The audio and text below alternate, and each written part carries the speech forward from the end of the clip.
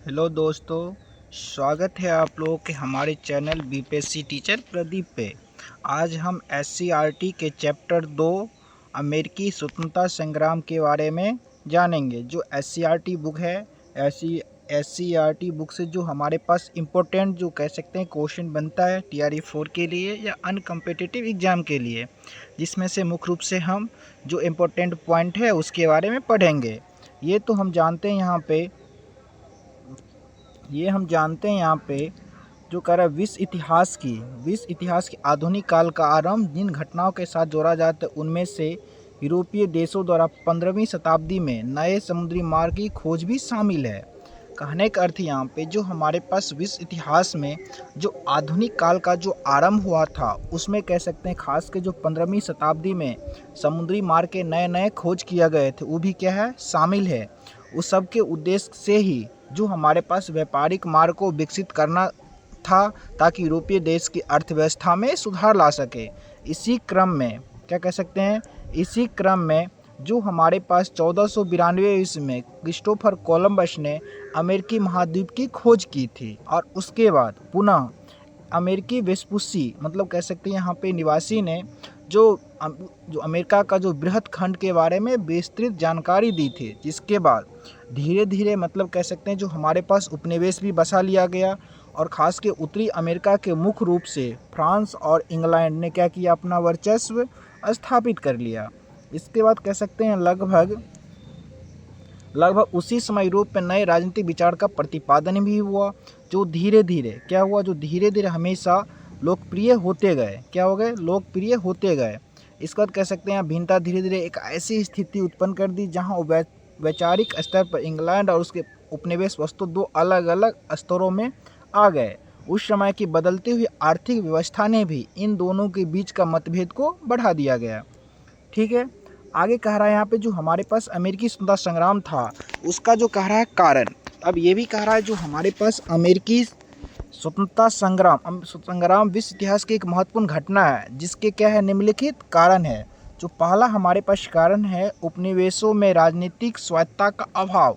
मतलब ये भी कह रहा है जो हमारे पास उपनिवेश था जिसमें क्या था, जो राजनीतिक स्वायत्तता का क्या था, अभाव था। क्या था, अभाव। जिसमें हम कह सकते हैं यहाँ पे मतलब कर अमेरिकी उपनिवेश ने अधिकांश अंग्रेज लोग थे जिन्होंने इंग्लैंड की संसदीय व्यवस्था एवं विधि विधान को देखा था। अंततः वे अपनी उपनिवेश में भी उसी तरह की प्रजातांत्रिक व्यवस्था चाहते थे। कहने का अर्थ ये हुआ जो हमारे पास जो अमेरिका का जो उपनिवेश था वो कहाँ का था, ब्रिटेन का था। तो वहाँ का जो भी लोग थे वे चाहते थे कि जो ब्रिटेन में जिस तरह से हमारे पास राजतंत्र चल रहा था वो भी क्या अमेरिका में भी ऐसा ही चाहते थे, जबकि ब्रिटिश शासक इसके खिलाफ थे। उपनिवेशों के गवर्नर इंग्लैंड के राजा द्वारा मनोनीत किए जाते थे। इसके जो उपनिवेश के जो गवर्नर है इंग्लैंड के राजा द्वारा मनोनीत किए जाते थे, जिन्हें विशेषाधिकार प्राप्त थे और वे उपनिवेशवासियों के प्राप्त उत्तरदायित्व नहीं थे। फलतः संघर्ष की स्थिति बनती रहती थी। उपनिवेशियों वासियों का शासन के योग्य नहीं माना जाता था, जिसका कारण उनमें भारी असंतोष था। क्योंकि कह सकते हैं यहाँ पे जो हमारे पास उपनिवेश के जो गवर्नर इंग्लैंड के राजा द्वारा क्या किया जाते, मनोनीत किए जाते थे, जिन्हें विशेषाधिकार भी प्राप्त नहीं था और ये उपनिवेशवासियों के प्रति उत्तरदायित्व भी नहीं थे। इसीलिए जो उपनिवेशवासियों है उसके मन में हमेशा ब्रिटेन के खिलाफ क्या बना रहता था, असंतोष बना रहता था। अब कह सकते हैं यहाँ पे दूसरा हमारे पास कारण क्या है, दूसरा कारण है भौगोलिक कारण। क्या है, दूसरा कारण हमारे पास है भौगोलिक कारण। भौगोलिक कारण कहने का अर्थ यहाँ पे दूसरा कारण क्या है, भौगोलिक कारण है, जिसमें भौगोलिक दूरी भी शामिल है। इंग्लैंड और अमेरिका की भौगोलिक दूरी काफ़ी क्या थी, अधिक थी। यह दोनों क्षेत्र अटलांटिक महासागर के दो अलग अलग छोर पर स्थित था। चूँकि उस समय यातायात एवं संचार साधन का अभाव था, अतः व्यवहारिक रूप से ब्रिटिश सरकार अपने उपनिवेशों पर प्रभावशील नियंत्रण बनाए रखने में क्या था, असमर्थ था। क्या था, असमर्थ था। और कह सकते जो हमारे पास तीसरा कारण जो हमारे पास है, कौन सा तीसरा कारण है, धार्मिक एवं सामाजिक व्यवस्था में मतभेद। क्या था, धार्मिक एवं सामाजिक व्यवस्था मतभेद। अब ये भी कह सकते हैं यहाँ पे जो हमारे पास अमेरिकी उपनिवेश में ब्रिटेन के बीच धार्मिक एवं व्यावसायिक स्तर पर भी क्या था, मतभेद थे। जहाँ कह सकते हैं एक और हमारे पास ब्रिटिशवासी एंग्लिकन मत को मानते थे और वही चर्च के अधिपत्य में विश्वास रखते थे। क्या, एलिकन मत को मानते थे और चर्च के अधिपत्य में क्या रखते थे, विश्वास रखते थे। वहीं दूसरी ओर जो हमारे पास अमेरिकी की जनता क्या थी, प्यूरिटन मतावलंबी थी। कौन सा, प्यूरिटन मतावलंबी थी।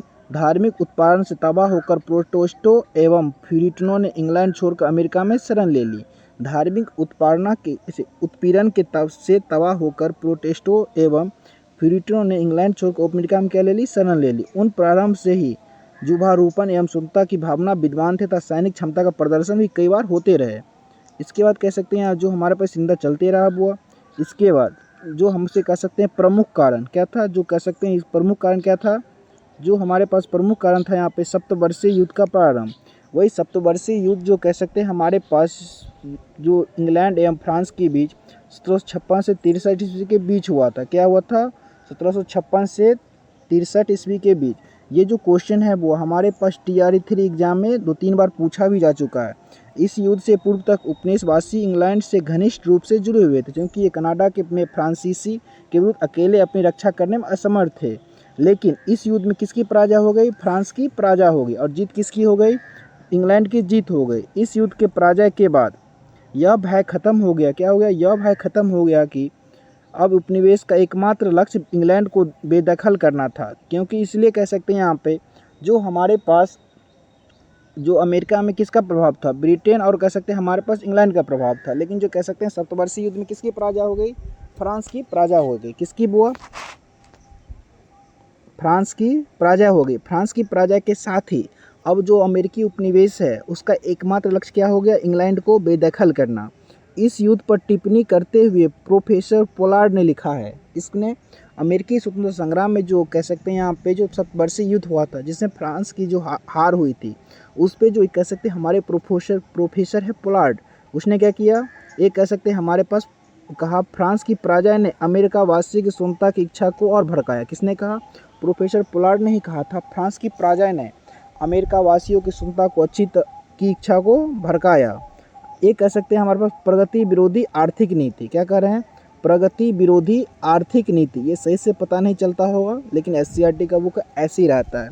ये क्या है, प्रगति विरोधी आर्थिक नीति।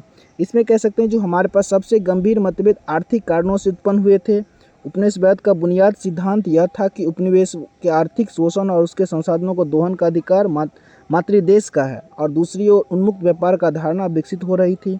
इसके अनुसार कह सकते हैं इस सिद्धांत के अनुसार वो उपनिवेशी अपने व्यापार एवं अन्य क्रियाकलापों में इंग्लैंड के हस्तक्षेप को नापसंद करते थे। क्योंकि प्रगति विरोधी आर्थिक नीति ये था कि कह सकते हैं यहाँ पे कोई भी उपनिवेश मतलब जो अमेरिका में जो उपनिवेश था वो कुछ नहीं कर सकते थे। मतलब जो ब्रिटेन का जो भी सामान है सब ब्रिटेन से ही आता था। इसमें क्या था, जो हमारे पास उपनिवेश में कह सकते हैं हमारे पास मतभेद था। अतः उपनिवेशवासियों में विकसित हो रहा मध्यम वर्ग इंग्लैंड के कुलीन शासन का अंत चाहता था। क्या चाहता था, अंत चाहता था। ठीक है, एक हमारे पास कह सकते हैं यहाँ पे छठा प्रमुख कारण क्या है, आपत्तिजनक कर। क्या है हमारे पास, आपत्तिजनक कर। आपत्तिजनक कर कहने का अर्थ यहाँ पे